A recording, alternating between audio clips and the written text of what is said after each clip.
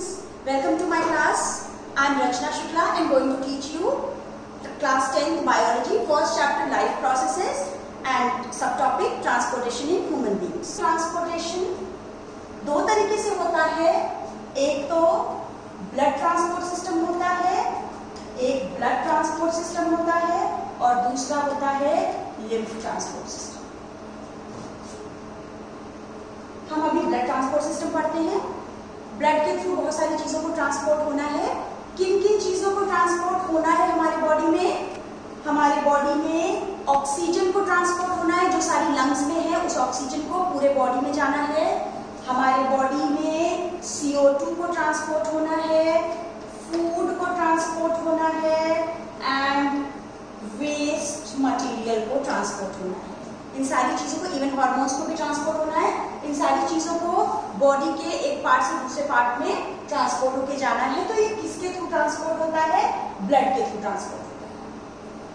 अब blood transport system में हम देखते हैं क्या क्या होता है। तो ब्लड ट्रांसपोर्ट सिस्टम में heart, blood and blood vessels पढ़ेंगे हम लोग। तो हार्ट को डिटेल में अभी हम पढ़ेंगे। उससे पहले ब्लड हमारा दो कंपोनेंट्स में हम डिवाइड कर सकते हैं ब्लड को, plasma and blood cells.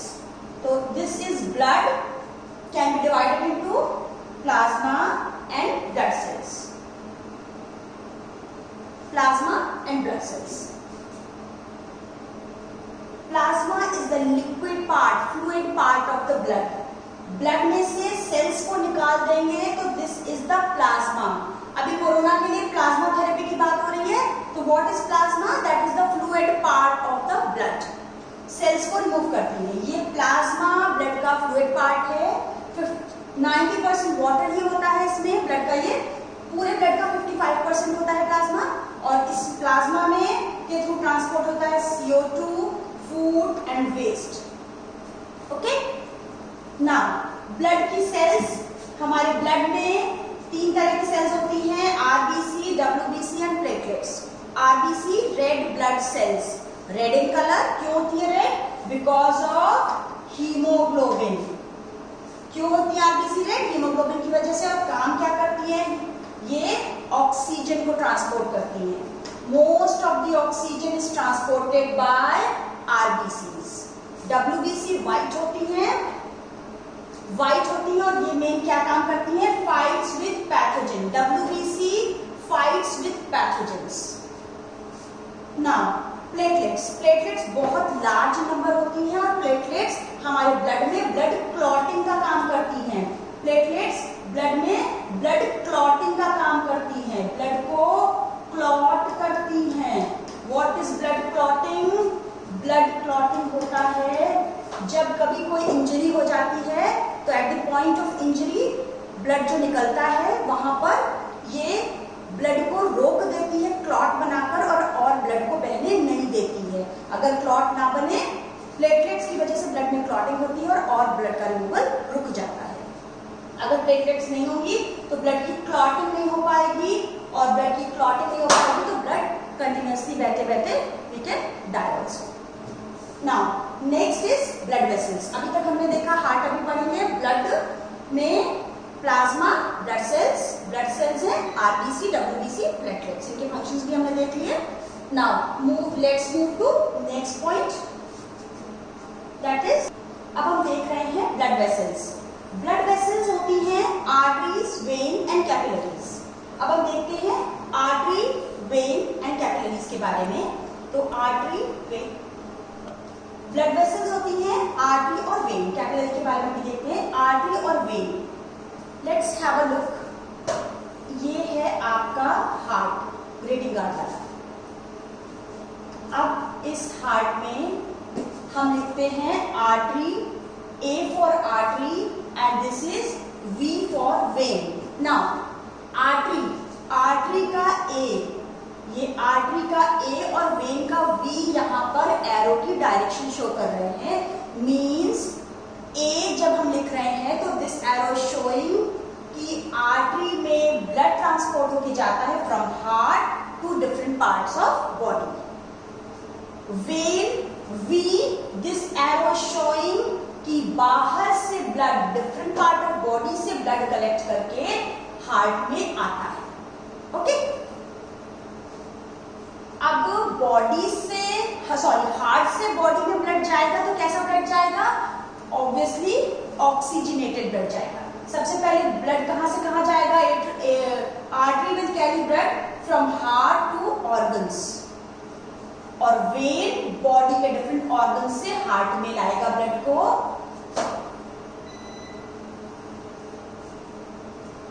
Oxygenated blood जाएगा बॉडी में, और बॉडी से कैसा ब्लड लेकर आएगी? ये deoxygenated blood, means blood will be rich in CO2, very less amount of oxygen. तो this is very clear about artery and when. इस तरीके से आप याद रखोगे तो आपको याद नहीं रखना पड़ेगा, ऑटोमेटिकली आपको लंबे टाइम तक आपके मेमोरी में चीजें रहेंगी। आपके हार्ट से आर्टरीज बाहर को ऑक्सीजनेटेड ब्लड लेकर जा रही हैं। जब हमारे हार्ट से एकदम से ब्लड निकलता है एओर्टा के थ्रू, तो वहां पर ब्लड का हेवी फोर्स निकलता है, प्रेशर के साथ ब्लड निकलता है, इसलिए आर्टरीज की वॉल थिक होती है और इलास्टिक होती है। आर्टरीज की वॉल थिक होती है, इलास्टिक होती है, मींस थिक वॉल्स होती हैं। ये वॉल थिक है तो ल्यूमन छोटी हो जाएगी। जब वॉल थिक है, ल्यूमन छोटी हो जाएगी। आप फिजिक्स में पढ़ते हो pressure is inversely proportional to area. Area कम है तो प्रेशर ज्यादा है यहाँ पर आर्टरीज में। वेन्स में क्या होगा? वेन्स में वॉल पतली है तो ल्यूमन चौड़ी है। वेन्स की वॉल पतली है, थिन वॉल है ये, और ल्यूमन थिक है, तो यहाँ पर प्रेशर कम होगा क्योंकि ल्यूमन एरिया ज्यादा है। तो this is all about when and artery. But more thing, V for vein and V for valve, that you have to remember. V for vein and V for valve. When में valves होते हैं। valve क्या काम करते हैं? Blood के unidirectional flow के लिए होते हैं, ब्लड को एक ही डायरेक्शन में फ्लो करवाते हैं। जो डीऑक्सीजनेटेड ब्लड बॉडी से आ रहा है हार्ट में, कहीं वो वापस लौटकर फिर से ऑर्गन्स में ना चला जाए, इसलिए वेल्व्स होते हैं जगह जगह पर वेन में, जबकि आर्टरी में वेल्व्स नहीं होते हैं। वेन्स, ये जो हमारी आर्टरीज या वेन्स होती हैं, वो आगे जाके पतली पतली कैपिलरीज में डिवाइड हो जाती हैं। ये कैपिलरीज स्मॉलेस्ट वेसल्स हैं हमारे जो भी ब्लड वेसल्स हैं उनमें से, और ये सिर्फ सिंगल सेल लेयर ठीक होता है, मींस इसकी जो वॉल है सिर्फ एक ही सेल की लेयर से बनी होती है। क्यों होता है ऐसा? ताकि एल्वेओलर सरफेस पे या सेल के पास जाकर यहाँ से इजीली CO2, ऑक्सीजन, वेस्ट, किसी भी चीज का इजीली यहाँ पर ट्रांसपोर्ट हो सके, डिफ्यूजन हो सके। नाउ लेट्स मूव टू, अब हम पढ़ने जा रहे हैं हार्ट के बारे में। हार्ट एक मस्कुलर ऑर्गन है और ये क्लेंच्ड फिस्ट के जितना होता है। जैसे आपकी जितनी बंद मुट्ठी है उतना बड़ा साइज है हार्ट का, आपके लेफ्ट साइड पे होता है, थोड़ा सा टिल्टेड होता है। तो हार्ट एक मस्कुलर ऑर्गन है। आपने 9th क्लास में पढ़ा था, कौन सी मसल्स होती हैं? कार्डियक मसल्स का बना हुआ होता है हार्ट। तो हार्ट में मसल्स होती हैं कार्डियक मसल्स। तो कार्डियक मसल्स का बना हुआ हार्ट होता है। अब हार्ट में 4 चेंबर्स होते हैं, हम इनको पढ़ते हैं। 4 चेंबर्स हैं, ऊपर के 2 चेंबर्स हैं एट्रियम, और नीचे के 2 चेंबर्स हैं वेंट्रिकल। आप यहाँ डायग्राम में देख सकते हो कि वेंट्रिकल की वॉल, ये देखिए वेंट्रिकल की वॉल ज्यादा थिक है इन कंपैरिजन टू एट्रियम की wall. This pink colour you can see, ये पिंक कलर एट्रियम की दीवार पतली है, जबकि ये वेंट्रिकल की वॉल ज्यादा मस्कुलर और ज्यादा थिक है। तो ऊपर के 2 एट्रियम और नीचे 2 वेंट्रिकल। अब ये लेफ्ट और राइट देखते हैं। ये लेफ्ट और राइट आपके नहीं हैं, आपके लेफ्ट और राइट इस तरीके से ड्रॉ करोगे, मींस आप अपने सामने लेटे हुए पेशेंट का हार्ट देख रहे हो। This will be left and this will be right. Okay, so this is left atrium, this is right atrium, this is left ventricle, this is right ventricle. So these are the 4 chambers of heart. Left atrium, left ventricle, right atrium, right ventricle. अब heart के बाहर एक covering होती है जिसे pericardium बोलेंगे. उसके बाद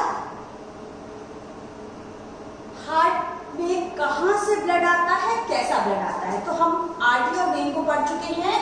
आर्टरी का मतलब कहां से ब्लड, हार्ट से बॉडी में जा रहा है, और वेन का मीन्स बॉडी के डिफरेंट ऑर्गन से हार्ट में आ रहा है. पर अभी एक नया नाम आएगा, पल्मोनरी आर्टरी, पल्मोनरी वेन. तो पल्मोनरी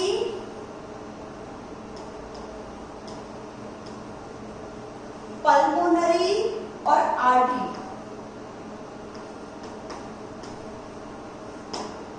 पल्मोनरी का मतलब हो जाएगा लंग्स. लंग्स से आना जाना होगा तो पल्मोनरी वर्ड ऐड हो जाएगा. अब अगर लंग में जा रहा है ब्लड तो दैट इज पल्मोनरी आर्टरी, और लंग से आ रहा है ब्लड तो that is pulmonary vein. Is it clear? Lung से ब्लड आ रहा है, pulmonary vein, that is pulmonary vein.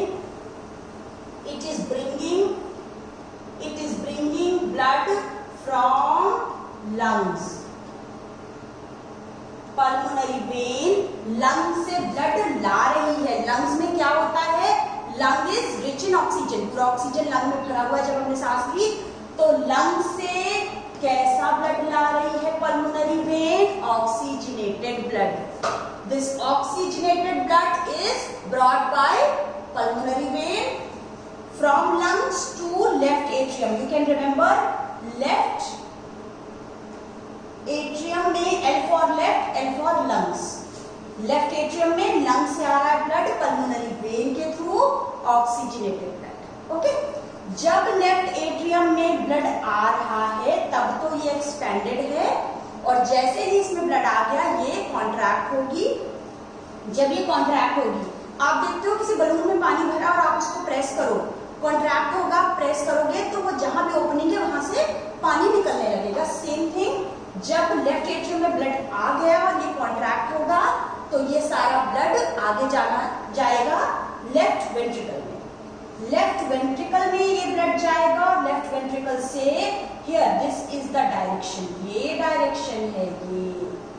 ये ब्लड एओर्टा के थ्रू, ये लंग से पल्मोनरी वेन के थ्रू ये आया, और लेफ्ट वेंट्रिकल से एओर्टा के थ्रू, एओर्टा इज मोटी आर्टरी, ये एओर्टा के थ्रू बॉडी में जाएगा. फिर ये एओर्टा डिफरेंट पार्ट्स में बाइफरकेट हो गया और डिफरेंट पार्ट्स ऑफ बॉडी को जाके ब्लड डिस्ट्रीब्यूट करेगा.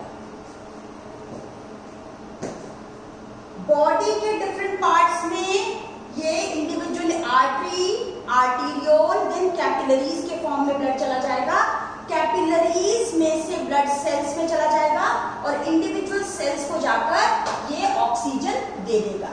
अब इंडिविजुअल सेल्स को ये ऑक्सीजन दे देगा और क्या ले लेगा, CO2 ले लेगा. और हम यहाँ पर रेड कलर से शो कर रहे हैं जब भी हमें दिखाना है ऑक्सीजनेटेड ब्लड, और ब्लू कलर से हम डीऑक्सीजनेटेड ब्लड शो कर रहे हैं. तो जब वही कैपिलरी CO2 को ले लेगी, ऑक्सीजन सेल्स को दे देगी, सेम कैपिलरी आगे जाके बन जाएगी venules, vein, vena cava. Okay, तो vein, venule, vein and vena cava. Vena cava blood को लेकर आ रही है. कहां पर, राइट एट्रियम में ब्लड आ रहा है वेना कावा के थ्रू. यहाँ पर 2 वेना कावा बने हैं, 2 वेना कावा है, सुपेरियर वेना कावा और inferior vena cava. Superior vena cava superior part of body से ब्लड लाएगा, और फिर inferior vena cava inferior part of body से ब्लड लेकर आएगा. तो वेना कावा के through impure deoxygenated blood right atrium में आ गया, राइट एट्रियम में आ गया, राइट एट्रियम में आ गया.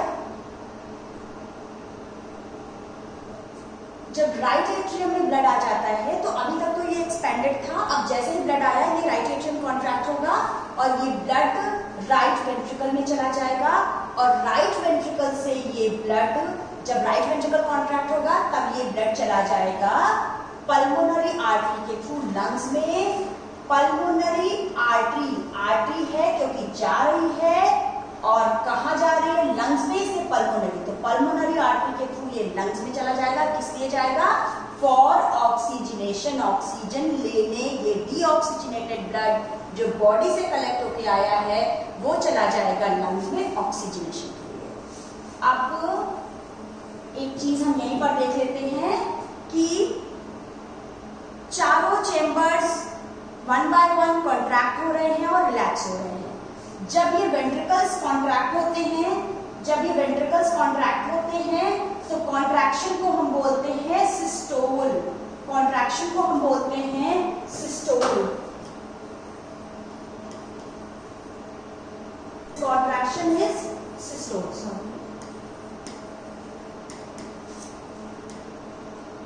सिस्टोल को हम हिंदी में लिखें तो सिस्टोल ऐसे लिखा जाएगा, तो you can remember systole is सिकुड़ना।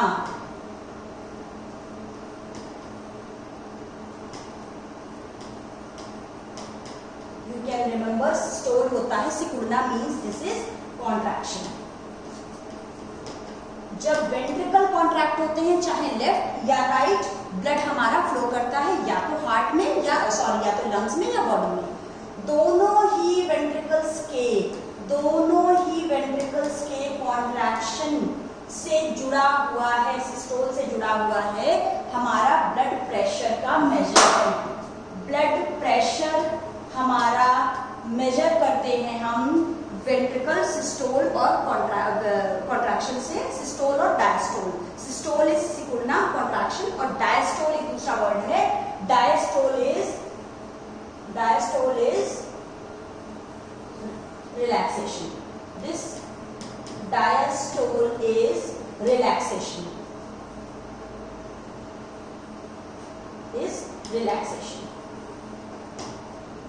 तो जब वेंट्रिकल कॉन्ट्रैक्ट करता है मींस सिस्टोल होता है तो ऑब्वियसली ज्यादा प्रेशर लगेगा, that is 120 millimetre of Hg, और जब ये डायस्टोल करेगा, रिलैक्स करेगा, तब प्रेशर बहुत कम होगा, that will be 80 millimetres of Hg, 80 millimetres of Hg। Mercury में हम फिजिक्स में आपने पढ़ा है प्रेशर को कैसे मेजर करते हैं, तो this is our blood pressure. Blood pressure को हम मेजर करते हैं स्फिग्मोमैनोमीटर से। ब्लड प्रेशर को हम मेजर करते हैं स्फिग्मोमैनोमीटर से।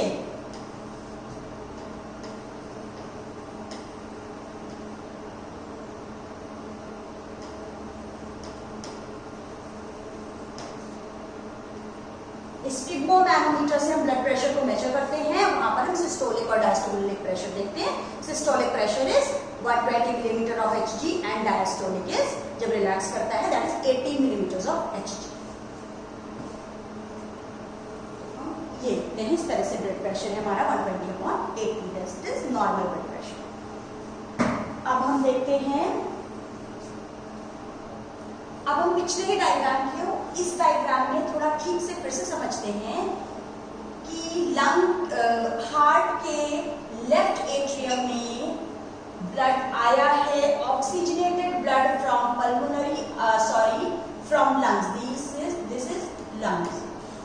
लंग से pure blood, oxygenated blood pulmonary vein के थ्रू आया है हार्ट के लेफ्ट एट्रियम में, और लेफ्ट एट्रियम से गया है लेफ्ट वेंट्रिकल में। लेफ्ट वेंट्रिकल से ये ब्लड एओर्टा के थ्रू गया है डिफरेंट पार्ट्स ऑफ बॉडी में। यहाँ पर बॉडी के पास जाकर, सेल्स के पास जाकर ये वेन, ये एओर्टा, आर्टरी और फिर कैपिलरीज में, you can see fine network of tubules, ये कैपिलरीज में डिवाइड हो जाता है। ये कैपिलरीज जब ऑक्सीजन दे देती हैं और CO2 ले लेती हैं तो यही ब्लू कलर की कैपिलरीज वेन्यूल्स, वेन और वेना कावा बनाती हैं। ये vena cava right side of atrium में आती हैं। ये वेना कावा राइट एट्रियम से में आती है ब्लड को लेकर।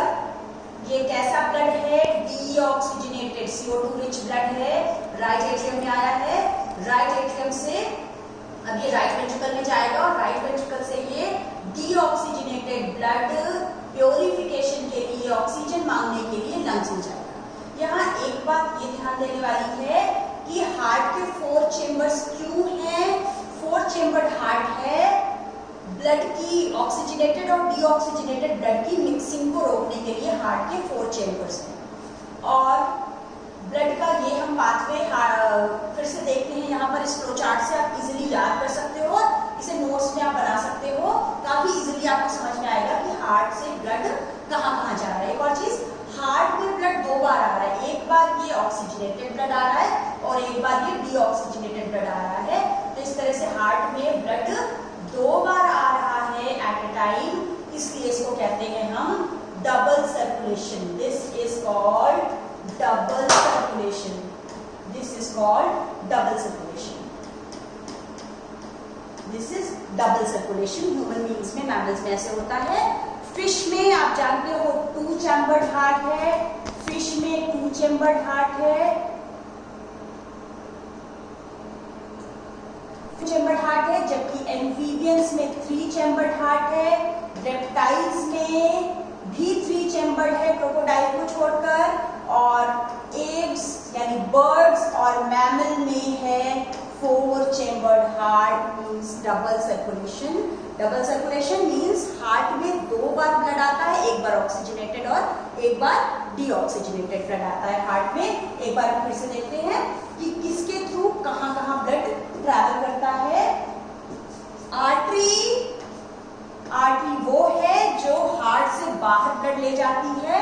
वैसे तो आर्टरी ले जाती है सब जगह ऑक्सीजनेटेड ब्लड, पर जब पल्मोनरी नाम आएगा तो पल्मोनरी मींस लंग्स में जा रही है तो ऑक्सीजन मांगने जा रही है, ये ऑक्सीजनेटेड ना होकर CO2 रिच डीऑक्सीजनेटेड ब्लड जाएगा। Pulmonary artery will carry deoxygenated blood to lungs and pulmonary vein will carry oxygenated blood, lung से ऑक्सीजन रिच ब्लड लेकर आएगी हार्ट में। एक और चीज आप याद रखने का तरीका,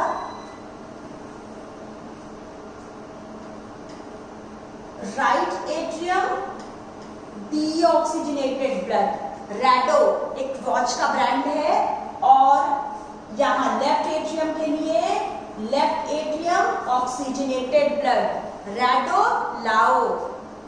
राइट एट्रियम में डीऑक्सीजनेटेड ब्लड आ रहा है, CO2 रिच ब्लड आ रहा है, जबकि